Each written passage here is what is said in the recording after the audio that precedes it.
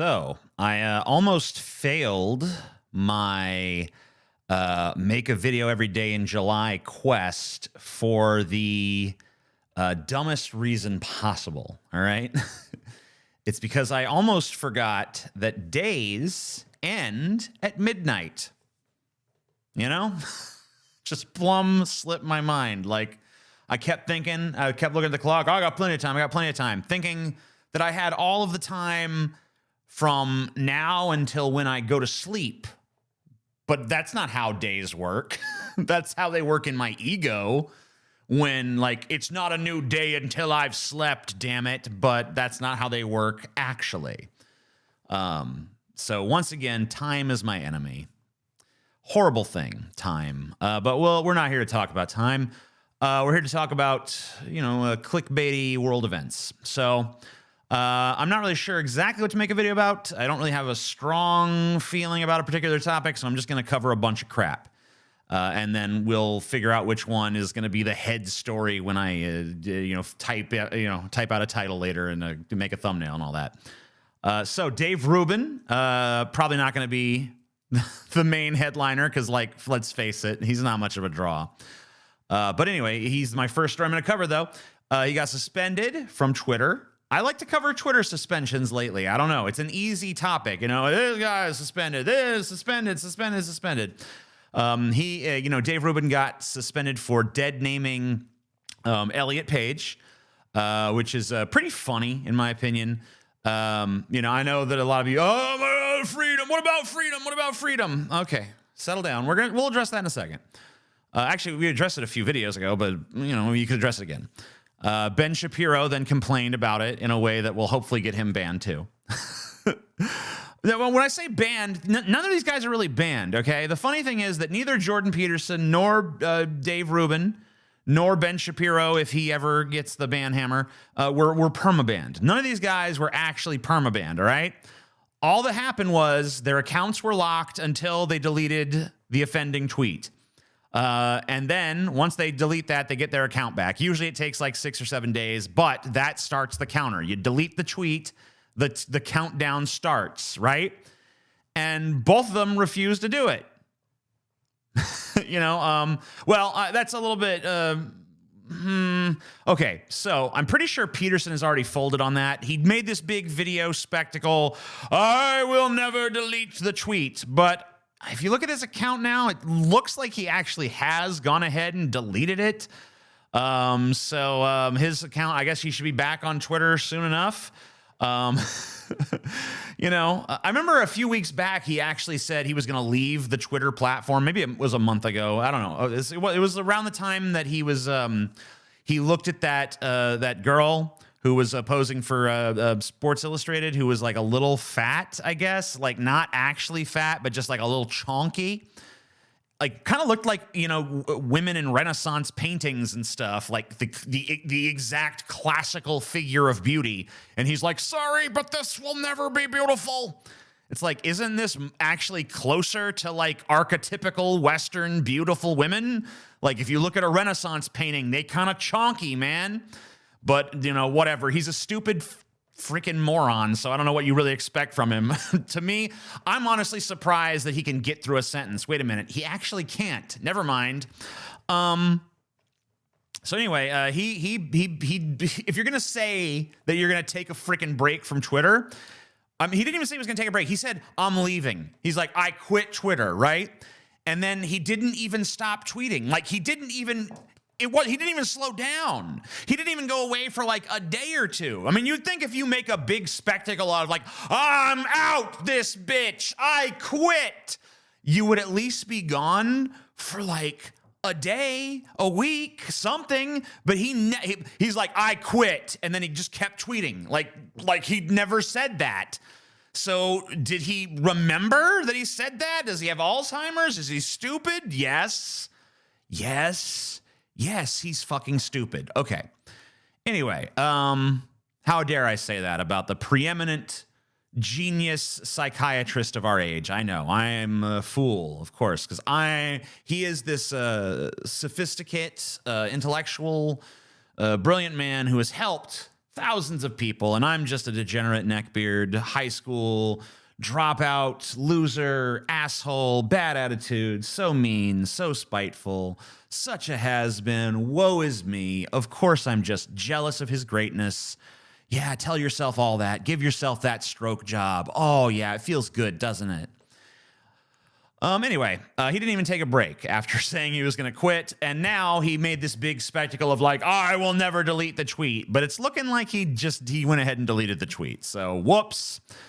And now Dave Rubin is pretending to consider his options. Will he delete the tweet? Let me contemplate this. More like, let me milk this for a little while, because this is the most attention anyone's paid to me for quite some time. You know, and it's so anyway, of course he's gonna delete the tweet, just like Peterson, because they're both attention whores, right? And I know because I used to be an attention whore myself before I realized that, you know, how empty attention really is, you know? Now I'm just a good old-fashioned money whore, so send money down below through Patreon, PayPal, whatever. I have an Amazon wish list too. By the way, I've been meaning to do this for a minute. I wanted to thank some of the folks who have bought me some of the stuff on my Amazon wish list. Someone bought me a new tablet.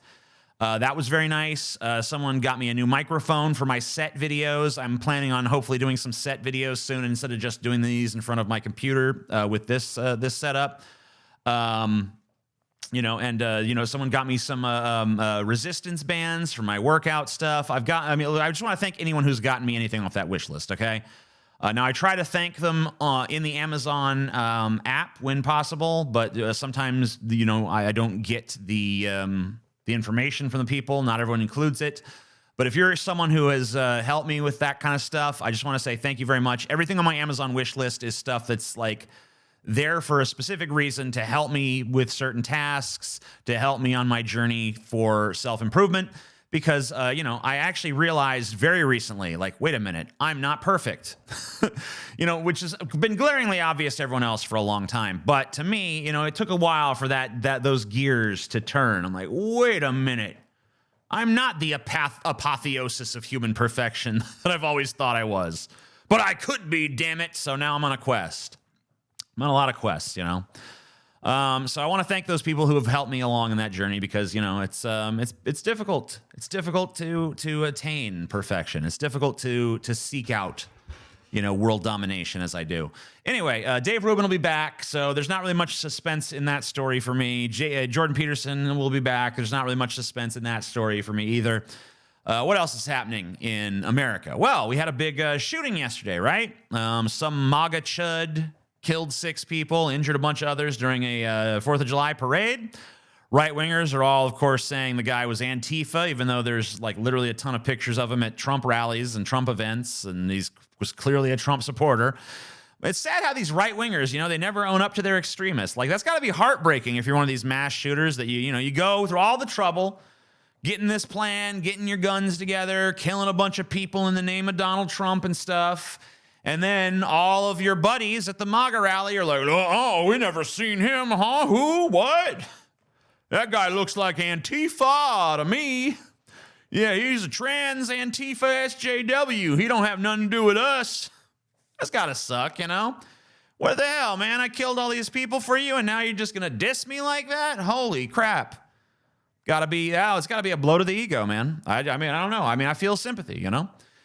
Even Trump was throwing his crowd under the bus the other day. I saw him saying that Democrats are the ones who are really responsible for, you know, what happened at the Capitol on January 6th because security was so bad, right? Like, what? Wait, you're mad because there wasn't enough security there to stop the people that you sent there? And it's the fault of the Democrats, even though you were president when that happened. It's a weird vibe, man. It's a very like O.J. Simpson vowing to find the real killer kind of vibe. You know what I mean? Speaking of Trump, I guess Joe Rogan is now throwing Trump under the bus. Joe Rogan said recently that Trump has, tried to come on his show multiple times, but Rogan turned him down every time. Turned him down flat, you know, saying, I don't want to help that son of a bitch.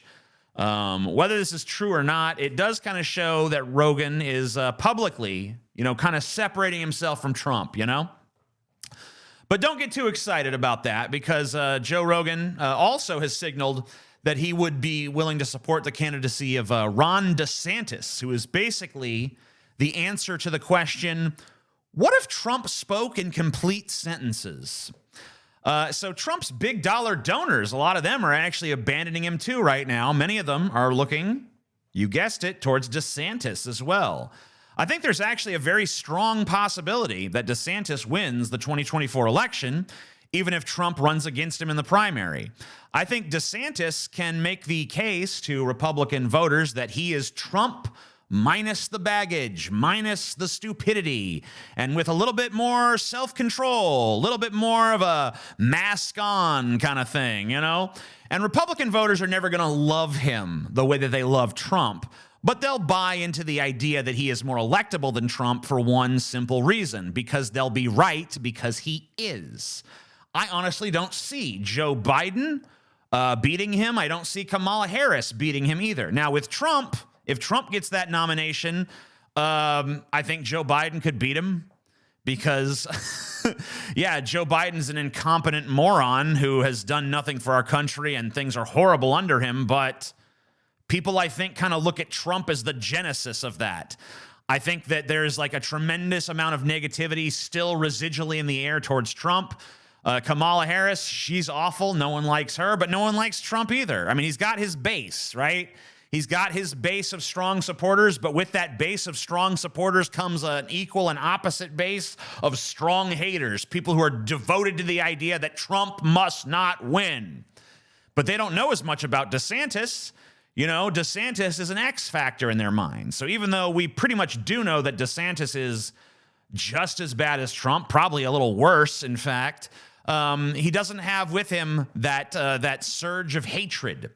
So I think that everyone in this country that believes in personal freedom or civil liberties should be pretty worried right now, because I think Ronald is far more dangerous than Donald. The Don was a wannabe fascist, but he was always too dumb and too emotional to make it happen. But the Ron, on the other hand, he might be just what the doctor ordered for America. Dr. Kevorkian, that is. Well, anyway, I hope you all stay safe out there in this big, horrible, confusing, mixed up, dangerous, deadly, devastating world that we have all been forced to exist within. Hopefully one day we shall be liberated. Hopefully one day a liberator will come. Hopefully one day people will gather to him. I don't know. We'll see. I love you all. I'm TJ Kirk. Bye-bye.